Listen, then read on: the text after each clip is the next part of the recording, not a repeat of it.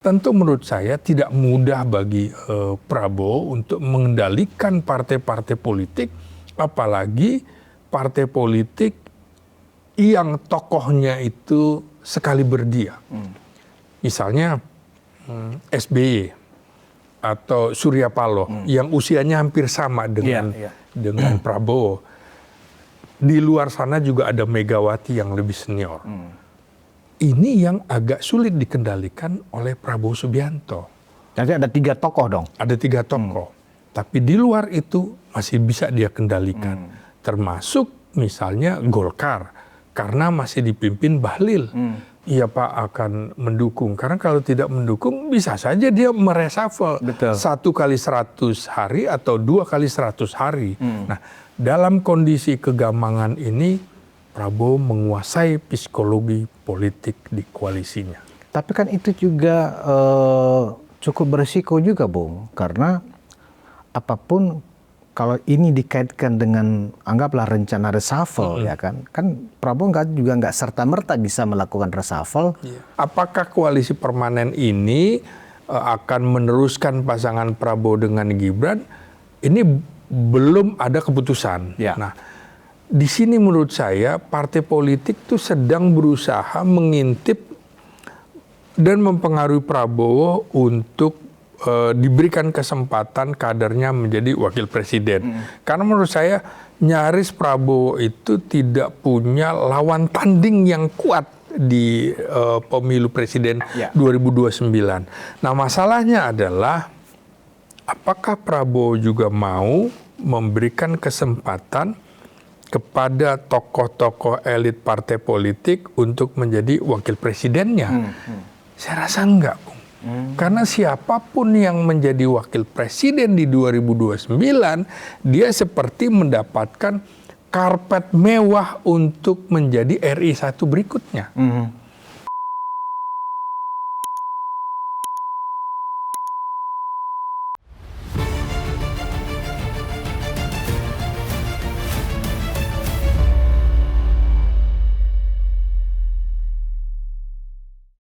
Bismillahirrahmanirrahim. Assalamualaikum warahmatullahi wabarakatuh.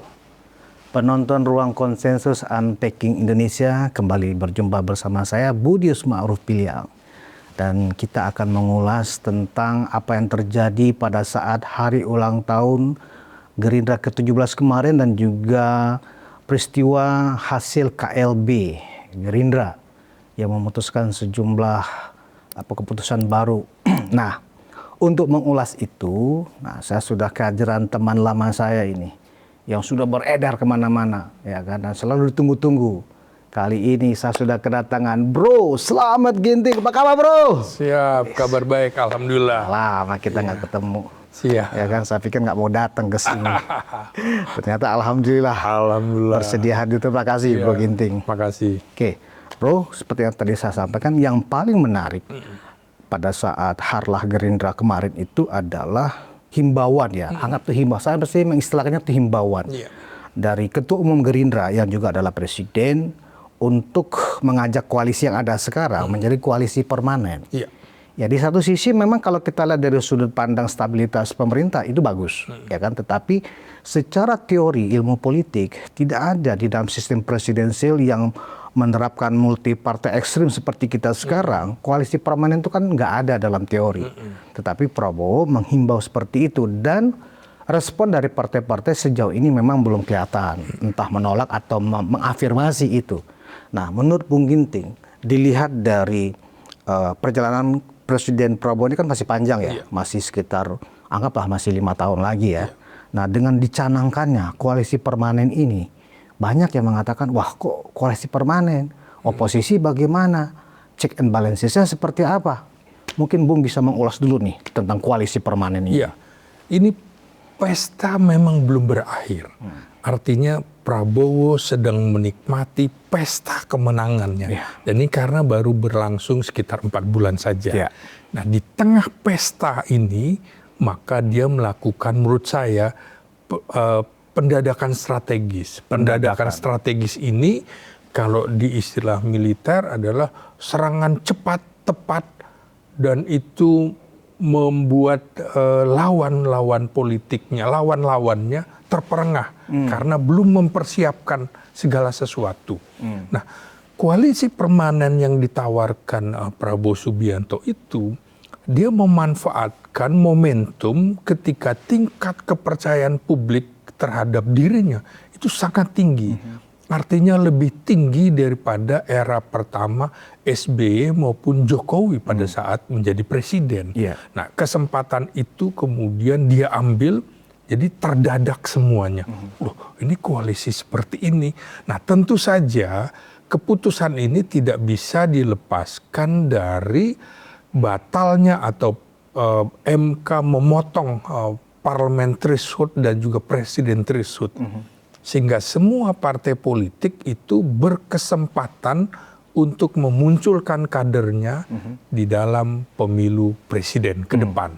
Nah, tentu Prabowo ingin juga menginginkan koalisi permanen ini supaya dapat mengendalikan kohesivitas, soliditas, dan juga solidaritas, dan yang terpenting adalah loyalitas partai-partai politik di dalam koalisi Indonesia Maju Plus. Karena tentu saja ini godaan yang sangat menarik sekali di tengah keputusan MK memberangus parliamentary threshold dan presiden threshold, maka partai politik semuanya punya kesempatan. Maka dia ingin melihat situasinya, ini termasuk reaksinya. Apa reaksinya? Tentu menurut saya tidak mudah bagi Prabowo untuk mengendalikan partai-partai politik, apalagi partai politik yang tokohnya itu sekali berdia. Misalnya SBY atau Surya Paloh yang usianya hampir sama dengan Prabowo. Di luar sana juga ada Megawati yang lebih senior. Ini yang agak sulit dikendalikan oleh Prabowo Subianto. Jadi ada 3 tokoh dong? Ada 3 tokoh. Tapi di luar itu masih bisa dia kendalikan. Termasuk misalnya Golkar. Karena masih dipimpin Bahlil. Tapi kalau yang nanti mimpin adalah senior, misalnya Luhut bin Sarpanjaitan, Abu Rizal Bakri, atau tokoh-tokoh sekaliber Agung Laksono dan lain-lain, tentu dia akan berhitung lagi. Jadi ini tentu saja dia perhitungkan konflik yang akan terjadi, maka ini tawaran yang bisa menjadi konsensus bersama. Jadi di tengah konflik itu kan harus ada konsensus. Nah, tawaran ini untuk soliditas menjelang 2029 mendatang. Tentu seperti biasanya partai politik itu akan guncang karena punya kepentingan yang berbeda. Misalnya dia harus menyelamatkan partainya untuk maju dalam pemilu legislatif. Ini kan pertarungan juga di antara 8 partai politik ini. Tentu saja Prabowo juga melihat Gerindra ini posisi nomor 2. Di bawah Golkar, ya kan, di koalisi Indonesia Maju. Nah, tentu dengan kondisi seperti ini karena sistem pemerintahan kita presidensial, maka presiden menjadi leader. Kesempatan bagi dia untuk bisa mengendalikan walaupun posisi Gerindra nomor 3 hasil pemilu legislatif nasional. Nah, ini juga tawaran yang belum jelas dalam pengertian permanen seperti apa, ya kan? Kan harus ada kontrak politiknya. Betul, dan itu belum terjadi kan? Belum terjadi. MOU-nya seperti apa? Sampai berapa lama? Apakah hanya untuk 2,5 tahun atau untuk apa? Apakah untuk permanen di parlemen? Apakah di eksekutif? Bagaimana pembagiannya dan segala macam. Jadi masih terlalu jauh, Bung, untuk dilaksanakan. Kalau dilihat di tingkat urgensinya ya, ini disampaikan oleh Presiden Prabowo, apakah ini ditawarkan sejak dini ya, early gitu ya? ketika Presiden atau Prabowo mengkalkulasi kalau nggak diikat dengan komitmen koalisi permanen, ya kan bisa jadi ini bisa setahun aja nih, bisa dikendalikan. Iya. Artinya bisa saja Prabowo mungkin melihat 2026, 2027, karena setelah itu mulai semua partai pasti akan mencari simpati dari masyarakat karena mendekati pemilu juga ya kan 2029. Apakah itu yang menurut Bung yang melatar belakangi Prabowo menawarkan koalisi permanen kepada Kim Plus ini? Ya saya kira berbagai kepentingan ada di kepala Presiden Prabowo. Siapapun yang menjadi presiden, dia ingin melanjutkan pada periode kedua. Ya. Ketika tawaran itu muncul, kan juga belum ada bahasan tentang apakah akan mendukung Prabowo ke depan lagi, belum ada. Lalu kalaupun Prabowo, makanya ini kan satu rangkaian dengan pengumuman Prabowo akan diusulkan menjadi calon presiden lagi oleh Gerindra di 2029. Tawaran koalisi permanen juga tidak menyebutkan siapa wakil presidennya. Belum ada. Nah, platform yang ditawarkan belum ada. Cara implementasinya juga belum ada. Tenggang waktunya juga belum dibicarakan. Belum ada. Jadi ini memang sebuah tawaran karena menurut saya cara berpikir Prabowo pertama adalah jangan sampai ada gangguan stabilitas nasional. Jadi keinginan partai politik untuk berkuasa ya memang wajar. Partai politik adalah alat untuk mencapai kekuasaan. Nah, persoalannya adalah kalau terlalu dini sudah ingin mencalonkan yang lain, tentunya bagi Prabowo juga akan menimbulkan sebuah kegaduhan. Prabowo sebagai orang dengan background militer, tentu stabilitas itu nomor satu. Kedua, tentu saja pembangunan dan kemudian pertumbuhan dan juga pemerataan. Ini yang sedang dilakukan Prabowo dengan mengambil trilogi pembangunannya Presiden Soeharto karena tidak bisa melepaskan itu.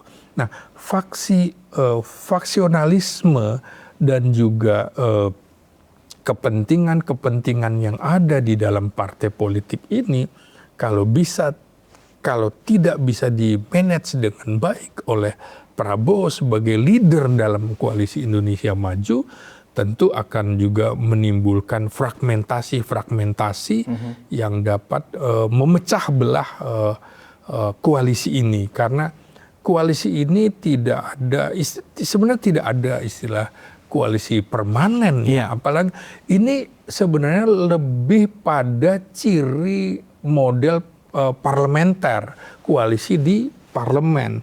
Tapi di pemerintahan kan juga akan sangat tergantung berapa jumlah kursi, maka harus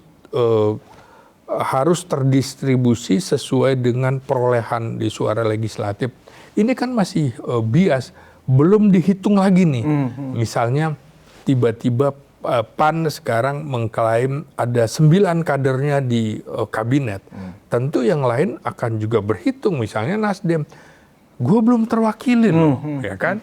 Gimana aku mau ikut koalisi permanen? Makanya seperti saya bilang, figur seperti Surya Paloh dan juga SBY, saya kira tidak akan langsung mengamini tawaran itu. Nah, sampai sekarang kan memang dari angka 6-7 partai yang ada di Kabinet Merah Putih, masing-masing ketua partai yang ada di Kim Plus ini kan juga belum menjawab tawaran dari Presiden Prabowo ini untuk bersedia bergabung dalam sebuah koalisi permanen, ya kan? Saya cuma merefernya begini, Bung Ginting.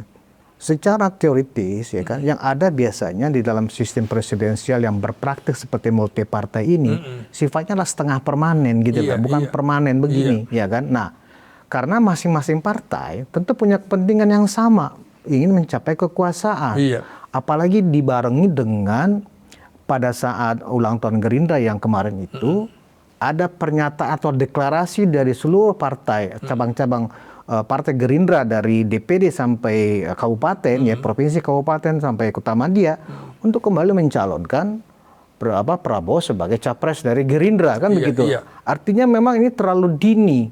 Nah, kalau Bung tadi melihat apakah ini kontrak yang dimaksudkan untuk memperkuat pemerintahan di eksekutif atau justru memperkuat di parlemen? Sebenarnya dua-dua ini kan nggak bisa dipisahkan, Bung. Betul. Iya kan?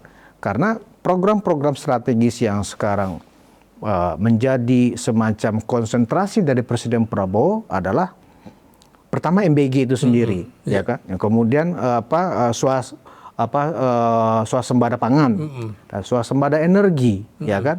Itu kan program-program mercusuar yang rasa-rasanya memang kalau tidak diikat dengan koalisi permanen, ini bisa nggak tercapai. Iya. Dan kita sama-sama mendengar kemarin Bung Ginting, Presiden Prabowo mengatakan kepada warga Gerindra, ya kan, saya akan menerima pencalonan itu kembali manakala seluruh program-program saya berhasil, kan gitu. Iya. Artinya ada makna yang kita tangkap. Kalau program-program 3 tadi itu misalnya yang dilakukan itu ternyata tidak tercapai, bahkan bermasalah, artinya Prabowo tidak akan menerima. Iya. Gimana menurut Bung? Ya, ini menurut saya bagian dari agitasi politik yang dilakukan Prabowo untuk mempengaruhi massa melalui pidato-pidatonya. Massa ini kan yang hadir bukan cuma massa Partai Gerindra, tapi melakukan komunikasi massa melalui media massa. Ya. Itu kan akan mempengaruhi bahwa Prabowo sudah dicalonkan sebagai calon presiden, sehingga menurut saya dia akan memanage betul konflik-konflik yang ada di dalam tubuh partainya, misalnya jangan sampai ada orang lain juga yang kemudian mencoba-coba mengusung nama lain selain Prabowo. Nah, jadi secara internal dia coba kendalikan di dalam partainya, karena di dalam partainya juga tidak mungkin tidak ada faksi-faksi. Faksionalisme di dalam partai politik itu hal yang wajar. Belum lagi faksionalisme di dalam kabinetnya. Apa iya wakil presiden dan menteri-menteri terutama yang merupakan ketua umum partai bukan rivalnya dia? Betul. Pasti rivalnya. Karena itu dia seperti saya bilang, ini adalah pendadakan strategis yang dilakukan oleh Prabowo. Ini memang strategi militer yang menyerang secara dadakan ketika orang-orang masih terperengah. Misalnya Prabowo baru saja memuji Presiden ke-7 Jokowi pada harlah Gerindra kemarin. Wanita NU, ya, perempuan NU seperti itu. Di tengah publik sedang berpikir itu, tiba-tiba Rapimnas menjadi kongres luar biasa.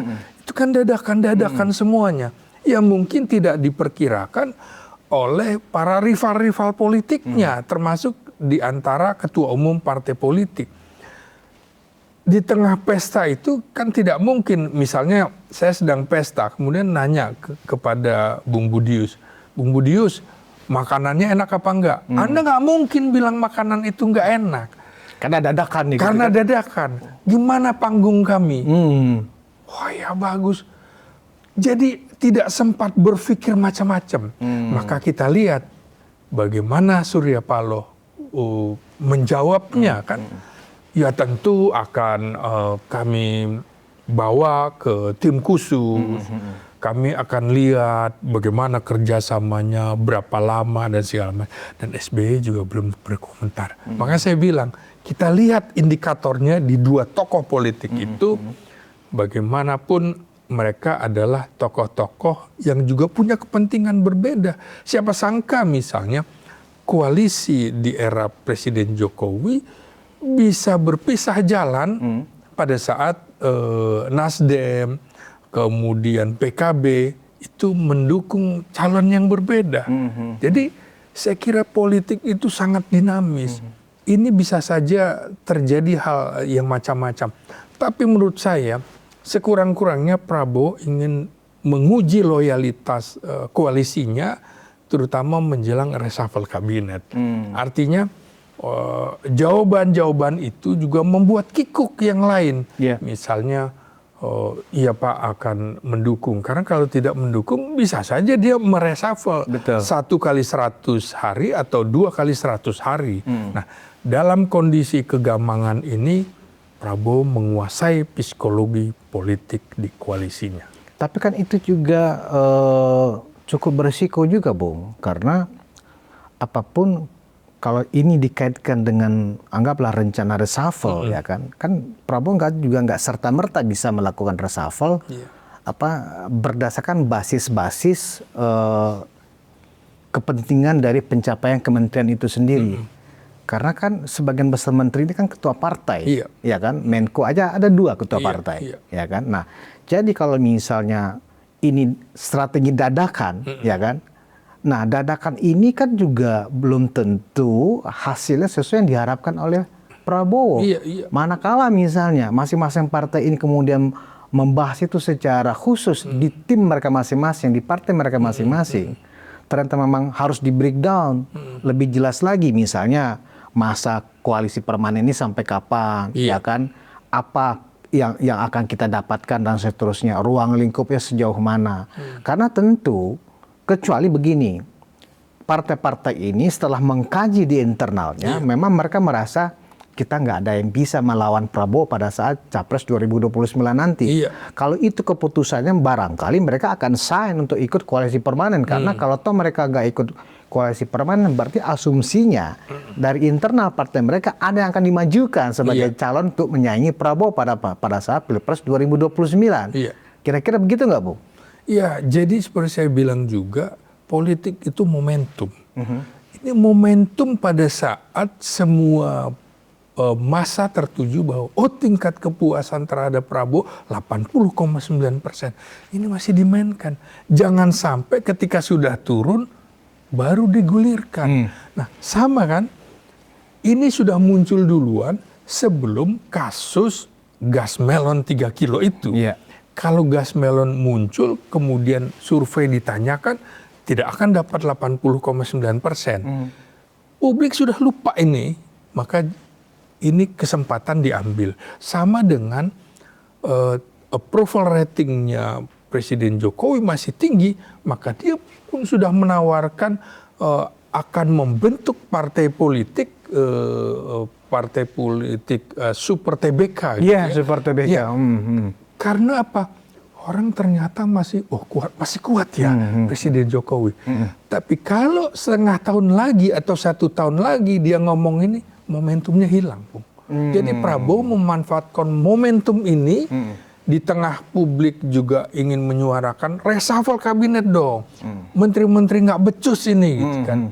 Nah, dia memainkan gelombang keinginan rakyat. Jadi sesungguhnya dia tuh sedang menghimpun massa. Gimana nih? Putuskan saja. Sama dengan Presiden Jokowi kan. Artinya kepercayaan orang masih sangat bagus, ya dia akan ambil aja. Jadi kesimpulannya bahwa ini berkelindan nih, Bung. Dasar dari partai itu untuk menerima tawaran Prabowo ini dan dasar mereka menolak apa kira-kira, Bung? Tawaran koalisi permanen ini. Saya kira begini ya, kalau tingkat kepuasan terhadap seorang presiden sedang tinggi, ya kan, bahkan nanti di ujung pemerintahan, konyol kalau kemudian tidak mendukung tawaran orang koalisi tersebut. Karena dalam pengalaman Indonesia, SBY pada periode kedua nyaris, Bung, nggak ada lawan tanding. Ibaratnya dia dengan pasangan sandal jepit pun dia akan menang. Sampai 60%. Maka cukup 1 putaran. Nah, Jokowi juga begitu. Artinya tingkat kepercayaan terhadap dia tinggi dan Prabowo agak sulit mengimbangi dibandingkan dengan Pilpres 2014. Nah, jadi sudah bisa diprediksi Presiden petahana akan mendapatkan keuntungan-keuntungan yang luar biasa dari modal sosial politiknya. Dan ini saya kira akan dihitung juga. Konyol bagi partai politik yang akan melawan presiden petahana kalau presiden petahananya sedang mendapatkan dukungan massa yang luar biasa. Ini kan Presiden Prabowo nyaris tidak mendapatkan oposisi. Karena PDIP di luar pemerintahan juga beberapa kali menyatakan dukungan terhadap program-program ini. Maka ini dimanfaatkan. Maka tawaran Prabowo ini juga sekaligus kalau Anda nggak loyal, masih ada PDIP yang masuk. Bisa kami masukkan. Nah ini juga menurut saya kesempatan Presiden Jokowi juga melihat, kalau seperti ini saya bikin partai, saya masuklah koalisi ini. Nah, kira-kira begitu. Sebelum berubah pikiran, gimana pun juga Prabowo akan mengendalikan konflik-konflik itu untuk keuntungan pribadinya. Kemungkinan koalisi permanen ini ditolak oleh anggota kabinet yang ada partai-partai, yang ada ketua partai itu, menurut Bung berarti kecil ya?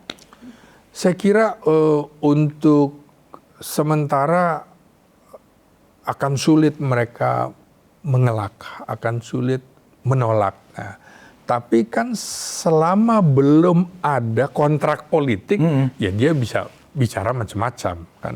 Nah, kontrak politiknya seperti apa kan belum dihembuskan. Betul. Misalnya, apakah koalisi Indonesia Maju akan sama-sama mendukung Prabowo menjadi presiden? Apakah yang kedua, siapa pemilik suara kedua dia akan menjadi calon wakil presiden? Nah, kan seperti itu. Hasil pemilu. Hasil pemilu nanti. Itu belum ada kesepakatan. Apakah kemudian bagaimana pembagian kekuasaan di parlemen, bagaimana pembagian kekuasaan di koalisi di dalam pemerintahan, misalnya berapa dapat apa, mendapatkan privilege apa begitu ya, karena platform ini juga misalnya sama-sama kita lihat deh dalam kasus SBY, sama-sama sepakat mendukung pemberantasan korupsi. Tapi cara-caranya kan beda. Nah, si partai ini punya cara ini punya cara ini. Sama dengan Prabowo Subianto juga sekarang. Korupsi termasuk nomor 1 untuk diberantas. Tapi bagaimana kalau itu melibatkan kader politik, kader partai politiknya. Jadi masing-masing punya kepentingan. Nah, disinilah menurut saya masih akan terjadi negosiasi politik yang akan ditawarkan oleh partai-partai politik menjelang, paling enggak menjelang 2 kali 100 hari pemerintahan pemerintahan Jokowi, pemerintahan Prabowo, karena biasanya 1 semester wajar dong. Prabowo kan bilang, nggak ada nih tradisi 100 hari. Memang tidak ada tradisi 100 hari. Tapi ini patokan dimulai dari Amerika kan. Tradisi 100 hari itu ingin melihat kira-kira ada harapan nggak ke depan. Nah ini juga menurut saya partai politik juga melihat, ini saya punya harapan besar nggak ya kalau masuk dalam koalisi permanen. Kalau memang menguntungkan saya, iya ayo ikut. Tapi ini kan belum ada. Pointer-pointernya apa belum ada. Ini baru gagasan yang menurut saya lebih pada psikologi untuk melihat loyalitas dari partai-partai politik. Lebih sekedar itu. Bung, kalau misalnya publik diberitahu apa sih kontrak yang ditawarkan Gerindra kepada partai-partai di Kim Plus ini, breakdown dari koalisi permanen itu seperti apa persyaratannya? Kalau itu sifatnya rahasia, anggaplah hanya partai-partai yang tahu. Apakah indikator berapa lama koalisi itu berjalan itu sesuatu yang kunci? Apakah partai menerima atau tidak? Sebab kalau misalnya tidak ada batasan atau justru batasannya sampai pemerintahan ini berlangsung 5 tahun, artinya sampai menuju pencalonan.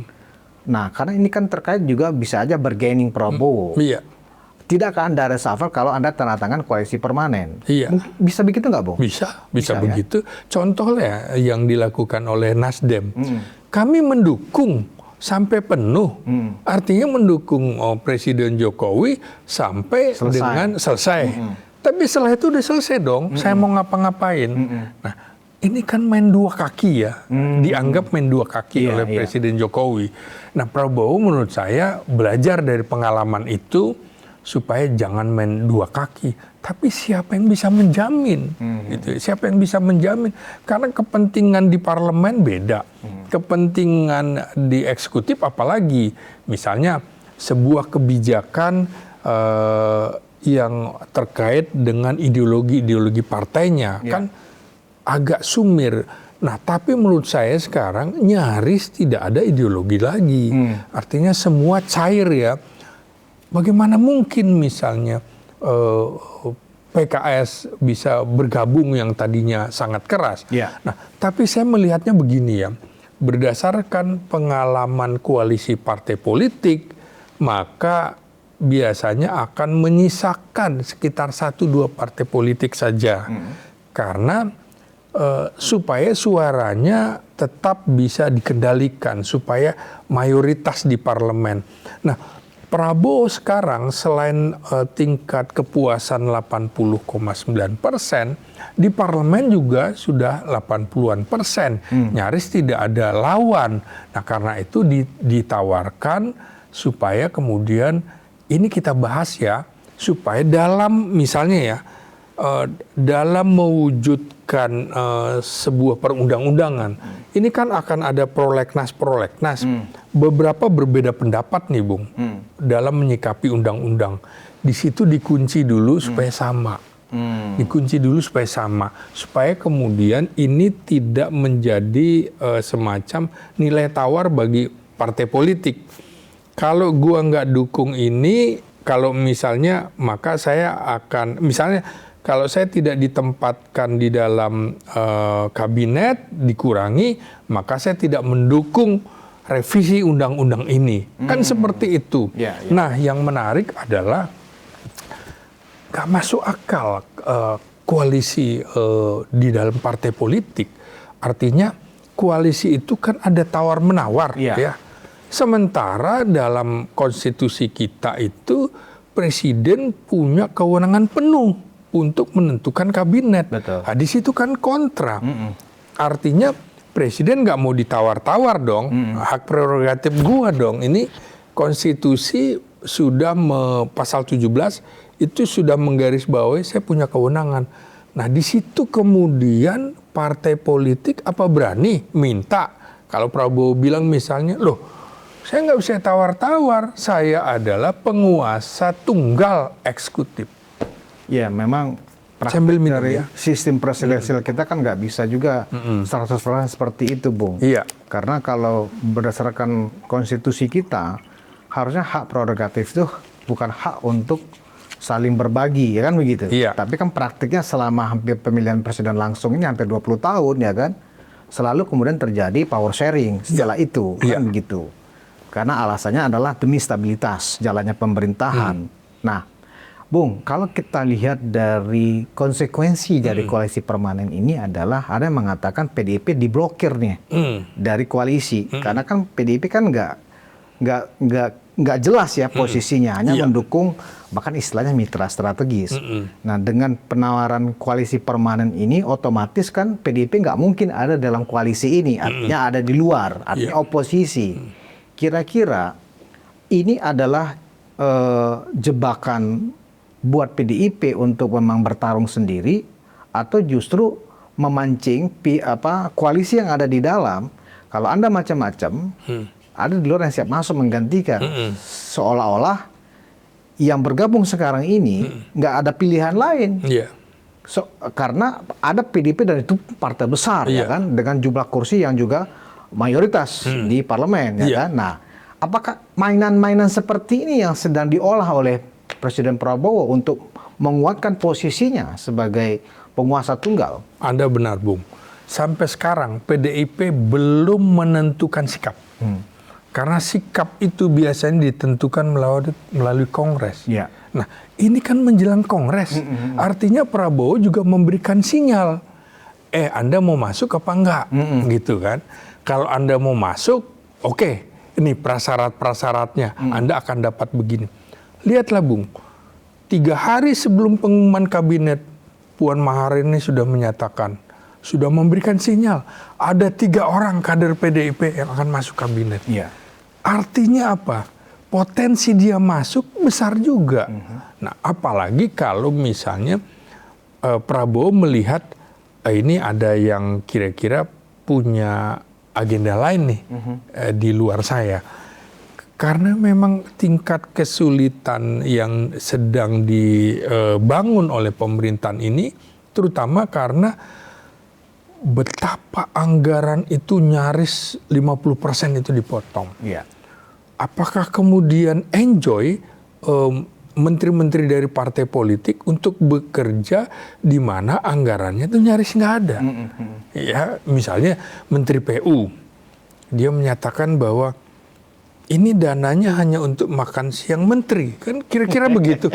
Loh, maka siap-siap saja ya. Ini kan juga bagi saya melihat bahwa ada kepentingan anggota DPR yang terpenggal, Bung. Iya, iya. Misalnya, saya tidak bisa ikut membangun jalan, jembatan, dan lain-lain untuk kepentingan konstituennya karena dana nggak ada. Iya. Baik di kementerian maupun di pemerintahan daerah, nggak ada uangnya nih. Jadi ini menurut saya yang paling gelisah justru anggota-anggota legislatif itu. Sehingga menurut saya ini juga sebuah sinyal kepada partai-partai politik, kalau lo nggak loyal nggak apa-apa. PDIP masih nyambung. Lihat Bung, kemarin di dalam perayaan ulang tahun Gerindra itu kan ada utusan. 2 orang ya? 2 orang ya, Oli Dondo Kambe dengan Said Abdullah. Ini kan juga sinyal di tengah, kalau nggak salah, Ketua Umum Megawati sedang melakukan umroh. Nah, jadi ada alasan nggak datang gitu kan. Tapi di tengah situasi-situasi ini menurut saya, Prabowo itu betul-betul sedang meninabobokan semua elit partai politik. Termasuk meninabobokan Jokowi, meninabobokan partai-partai koalisi yang berada di koalisi Indonesia Maju. Kira-kira seperti itu. Tapi semuanya juga sedang mengukur jas kira-kira ya. Jasnya kira-kira jas saya ini kegedean, kekecilan, atau seperti apa ya. Jadi ini betul-betul dinamika politik dalam sepekan ini sangat penuh kejutan, Bung. Dan kita juga masih menunggu apa jawaban dari partai-partai koalisi Indonesia Maju di tengah tawaran koalisi permanen ini. Karena tidak ada sebenarnya istilah koalisi permanen, kecuali barangkali jangankan sistem multipartai di tengah sistem pemerintahan presidensil ini, agak bingung orang membayangkan bagaimana koalisi permanen bisa diwujudkan kalau kepentingan-kepentingannya itu berbeda-beda. Nah tentu berbeda kalau kemudian ada rencana melakukan fusi partai. Apakah memang ada rencana fusi partai? Apakah kemudian Prabowo tidak menginginkan multi partai? Karena di dalam sejarah pemerintahan Indonesia kan Muhammad Hatta, Wakil Presiden Muhammad Hatta melalui maklumat X-nya itu yang membuat orang berbondong-bondong ingin membuat partai politik sehingga sangat-sangat multi partai. Di sisi lain Presiden Soekarno tidak menginginkan partai terlalu banyak. Dia bahkan lebih cenderung cuma satu partai, PNI. Jadi semua akan dibahas. Maka namanya kan gitu, PNI, TNI gitu kan semuanya. Nah Presiden Soeharto juga menginginkan ini terlalu banyak, ini bikin kita nggak bisa membangun. Apakah Prabowo ada keinginan seperti itu? Kalau kita belajar bagaimana Prabowo mengagumi Soekarno dan mengagumi Soeharto, bisa jadi dia ingin koalisi permanen itu membentuk semacam fusi partai. Apalagi ini bisa dibilang koalisi tengah ini kan tengah ya, rata-rata di mana Golkar, Gerindra, Nasdem, Demokrat itu bisa dibilang sebagai partai tengah, dan partai Islam yang terwakili lewat PKS dan PKB sudah menyatu melawan misalnya PDIP yang dianggap nasionalis sekuler. Nah, tentu saya kira juga PDIP sedang berpikir, oh nggak bisa kalau kami dicap sebagai nasionalis sekuler, kami juga ingin menjadi nasional religius. Tinggal kemudian bagaimana PDIP itu harus bisa merangkul umat Islam di dalam kekuatan partainya. Jadi dinamika politik menurut saya masih sangat dinamis sekali. Di tengah-tengah Prabowo sedang mempersiapkan reshuffle kabinet. Sampai berapa lama kira-kira kuatnya Prabowo ini, Bung? Apakah setahun ini mungkin akan seperti ini kondisinya, karena semuanya kan masih sedang mencari posisi juga ya, saling intip masih terjadi walaupun mereka di satu koalisi kan begitu. Apalagi kan benar ini didukung oleh diamputasinya presidensial threshold oleh Mahkamah Konstitusi yang sekarang sudah 0%. Tinggal bagaimana memperjuangkan parliamentary threshold juga, kalau bisa yang 4% juga dipangkas. Kan itu sampai sekarang kan belum ada keputusan kan begitu. Nah, kalau dilihat dari kekuatan politik Prabowo saat ini, rasanya mungkin agak berbeda dengan bagaimana kuatnya Orde Baru di era Pak Harto dulu kan begitu, Bung. Artinya Pak Harto di era Orde Baru itu sangat determinan karena memang menguasai sepenuhnya partai politik. Beda dengan sekarang, secara kuantitatif memang terlihat Prabowo sangat berkuasa penuh dengan apalagi dengan menawarkan koalisi permanen. Nah, menurut Bung, apa faktor yang membuat rencana ini bisa buyar? Apakah misalnya ketika Demokrat kah, Nasdem kah misalnya, atau Golkar menarik diri karena syarat-syarat koalisi permanen yang diajukan Prabowo tidak mereka setujui misalnya? Faktor-faktor yang mempengaruhi tentu saja kalau kepentingannya berbeda-beda. Kemudian reaksi yang berbeda terhadap sebuah kasus. Kemudian yang ketiga, nah di sini yang paling penting, mereka kan akan berebut. Yang akan mereka perebutkan adalah siapa yang akan menjadi wakil presiden mendatang. Apakah koalisi permanen ini akan meneruskan pasangan Prabowo dengan Gibran? Ini belum ada keputusan. Nah, di sini menurut saya partai politik itu sedang berusaha mengintip dan mempengaruhi Prabowo untuk diberikan kesempatan kadernya menjadi wakil presiden. Karena menurut saya nyaris Prabowo itu tidak punya lawan tanding yang kuat di pemilu presiden 2029. Nah, masalahnya adalah apakah Prabowo juga mau memberikan kesempatan kepada tokoh-tokoh elit partai politik untuk menjadi wakil presidennya? Saya rasa enggak, Bung. Karena siapapun yang menjadi wakil presiden di 2029, dia seperti mendapatkan karpet mewah untuk menjadi RI 1 berikutnya.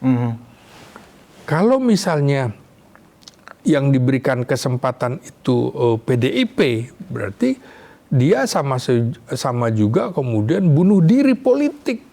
Karena memberikan tempat bagi PDIP untuk menjadi pemenang pemilu legislatif berikutnya. Kalau memberikan kesempatan kepada PDIP bergabung?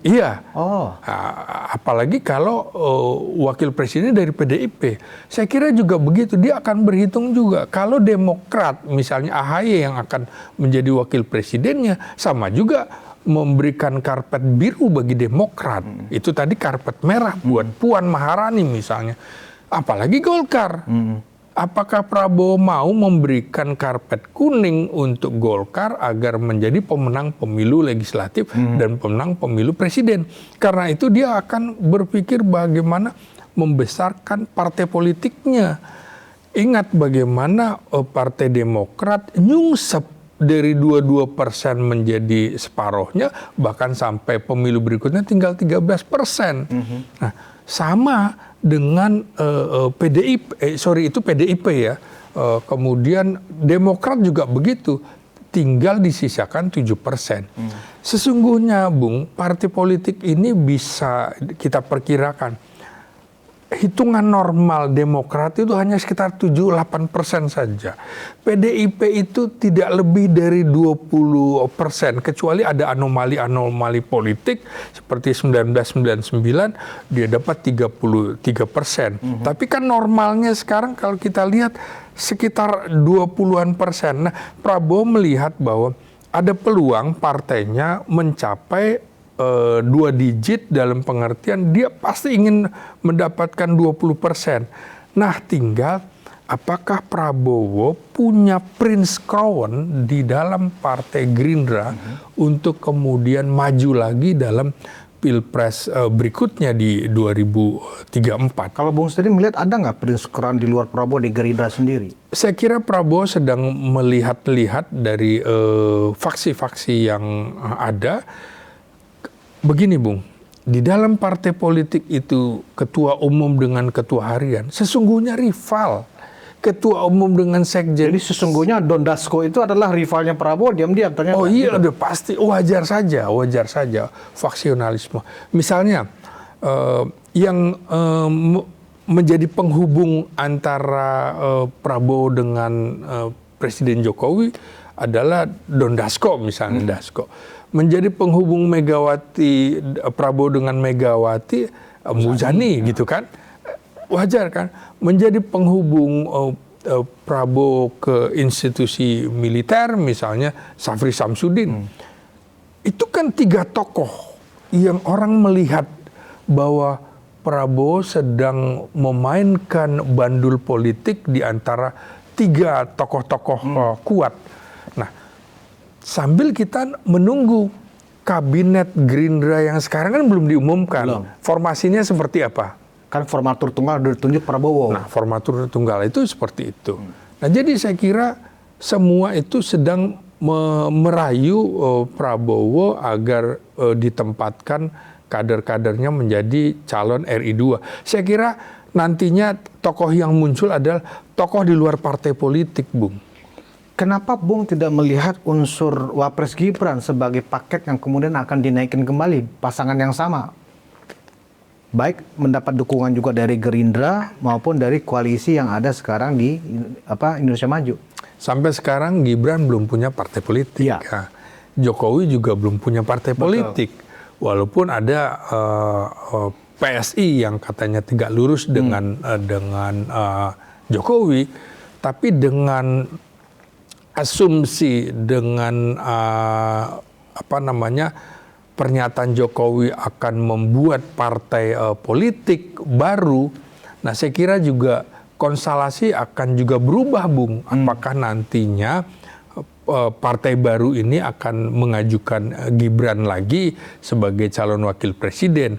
Nah, tentu akan mendapatkan penolakan menurut saya dari partai-partai yang sudah eksis di parlemen. Entar dulu dong, kira-kira gitu, entar dulu.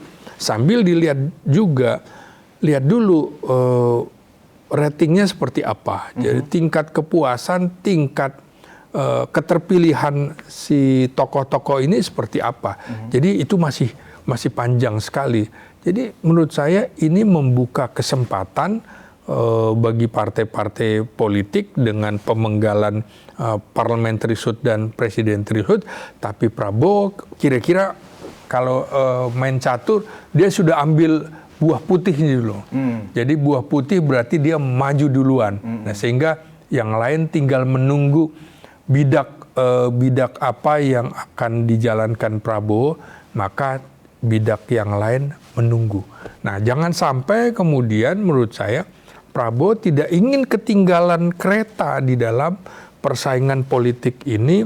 Dia tetap ingin menjadi lokomotif. Dan dia tidak mengumumkan siapa wakil lokomotif yang mengiringinya nanti. Apa kesulitan Prabowo jika kemudian masih dianggap Gibran ini masih punya potensi untuk dicalonkan untuk periode keduanya? Mereka artinya satu paketnya bareng lagi nih. Ya, waktu periode yang 2024 kemarin kan memang Gibran juga kan tidak dari partai juga, Bung. Iya. Kan sudah juga nggak diakui oleh PDIP kan Iya, begitu. iya. Nah, tapi faktanya partai-partai koalisi mendukung Gibran sebagai pendamping Prabowo pada saat itu. Mungkin juga hal yang sama kondisinya dengan asumsi kita masih menunggu ya, apakah partai super terbukanya Pak Jokowi itu akan terrealisir atau tidak. Artinya kan belum tentu nih Gibran partainya ada di mana. Iya. Walaupun kita sering mendengar Golkar akan menjadikan Gibran sebagai kadernya kan begitu. Iya. Ya kan? Nah, dengan asumsi yang sama pada peristiwa 2024 pada saat Gibran disandingkan dengan Prabowo, apakah kondisinya menuju 2029 ini Gibran itu nggak sama menurut Bung Ginting? Saya kira kondisinya berbeda sekali. Berbeda. Persoalan Gibran itu adalah sangat dipengaruhi oleh ketokohan sang bapak. Jadi Prabowo terbantu oleh Jokowi dengan kehadiran anaknya Gibran. Tapi Prabowo juga sudah membayar kewajibannya juga menjadikan Gibran wapres. Artinya sebenarnya hutang budinya udah selesai. Nah, tinggal kemudian di 2029 dinamikanya sangat tinggi. Apakah kemudian ketokohan, lagi-lagi ketokohan Jokowi pada 2029 itu masih tinggi? Kalau itu masih tinggi menurut saya, Prabowo akan mempertimbangkan hal-hal itu. Tapi kalau dilihat, ini kan ada anomali politik di mana PSI Partai Tegak Lurus dengan Jokowi ternyata tidak masuk parlemen, tidak bisa masuk parlemen. Di sisi lain seperti saya bilang, ini kan ada pernyataan katanya Bobi Nasution juga sudah masuk Gerindra, ya kan? Ya. Sementara Gibran belum. Makanya saya bilang sebelum ada dinamika yang lain, Prabowo sudah muncul duluan sehingga tidak bisa diganti. Karena untuk mengganti keputusan itu harus lewat Kongres maupun Kongres luar biasa. Jadi menurut saya masih panjang perjalanannya di tengah-tengah dinamika stabilitas politik dan stabilitas ekonomi, dan juga tentu saja warisan-warisan presiden terdahulu akan juga dilihat. Positif dan negatifnya lebih banyak, yang lebih banyak mana positif dan negatif, lebih banyak manfaatnya atau mudaratnya, itu tentu akan dinilai publik nantinya. Iya, memang kalau dari diskusi kita ini, Bung, memang menuju 2029 itu dinamikanya sangat luar biasa, ya kan? Karena tidak bisa, bahkan Pak Prabowo sendiri pun tidak bisa merasa posisinya sudah nyaman saat ini kan begitu. Walaupun misalnya sekarang sudah didukung oleh hampir 5-6 partai besar ya kan gitu loh. Karena masih ada peluang-peluang misalnya kayak posisi Pak Jokowi sendiri ya kan. Kalau benar ternyata Pak Jokowi misalnya pertengahan tahun ini merealisasikan terbentuknya partai terbuka itu ya kan, atau super terbuka ya kan. Dan bagaimana respon masyarakat? Apakah berbondong-bondong? Karena kan basis dari partai itu kan sebenarnya adalah respon partisipasi orang untuk bergabung ke partai. Dengan tingkat dukungan Pak Jokowi yang seperti sekarang, rasanya secara asumsi, wah ini pasti bakal meledak partai ini. Tapi kan itu baru teori, Bung, ya kan? Sebab benar yang Bung sampaikan tadi, sebagai batu ujinya adalah pada saat PSI di pemilu kemarin yang sudah jelas PSI adalah partainya Jokowi kan begitu. Ternyata nggak lolos parliamentary threshold, namanya ambang batas 4%. Itu kan sebuah batu ujian sebenarnya ya kan. Nah, apakah teorinya bahwa partai baru yang akan dibentuk Pak Jokowi itu akan mengalami nasib yang sama seperti PSI juga bisa sebenarnya 50-50 sebenarnya. Nah, kalau begitu, Bung, sebagai sebuah closing statement, posisi Pak Prabowo sebenarnya setahun ini mungkin aman, ya kan? Dan partai koalisi pun masih akan mencoba memanfaatkan keberadaan mereka dalam kabinet untuk juga mencari simpati dari publik. Kira-kira Bung melihatnya setahun ke depan atau minimal sampai pertengahan tahun? Dalam politik itu tentu saja teori bejana berhubungan itu efektif untuk kita analisis. Sama seperti misalnya tingkat kepuasan terhadap Prabowo tinggi, maka yang lain otomatis agak sulit, kan otomatis naik. Tapi ketika tingkat kepuasan terhadap Prabowo turun, maka yang lain juga naik. Nah, tinggal kemudian di dalam politik itu kan juga artinya tidak haram kita mengemukakan bahwa ada kompetisi di antara elit-elit politik, termasuk antara Prabowo dengan Jokowi sendiri. Misalnya Jokowi membuat partai politik. Oke, kemarin walaupun identik dengan Jokowi, tapi dipimpin oleh anaknya, mungkin agak beda, Bung, kalau kemudian membuat partai baru, Jokowi ketua umumnya. Maka tingkat kepuasannya, bisa jadi, kami akan lari yang 60% pendukung Jokowi itu kemungkinan akan lari ke Jokowi. Bisa jadi. Tapi ini masih harus menunggu apakah Prabowo dapat meraih suara di tingkat-tingkat bawah, apalagi dengan program makan bergizi gratis itu. Ini kan memang bejana berhubungan ini selalu menjadi hitungan politik. Jadi jangan coba-coba melawan orang yang tingkat approval ratingnya tinggi. Itu sama juga bunuh diri politik. Saya kira Jokowi juga akan melihat itu. Kalau misalnya Prabowo sangat tinggi, lebih baik saya nempel kepada Prabowo, seperti juga Prabowo menempel pada Jokowi, tidak melawan. Betul. Nah, maka saya bilang Prabowo melalui cara-cara para komando berhadap-hadapan langsung ternyata kan nggak bisa. Maka kemudian melalui cara Sandi Yuda merapat ke kekuasaan baru mengambil kekuasaan. Saya kira Prabowo juga akan belajar itu dan Jokowi juga akan belajar dari persoalan-persoalan musim politik, musim apa yang akan terjadi. Kalau musim semi harus menyesuaikan. Kalau musim kemarau Anda juga harus menyesuaikan.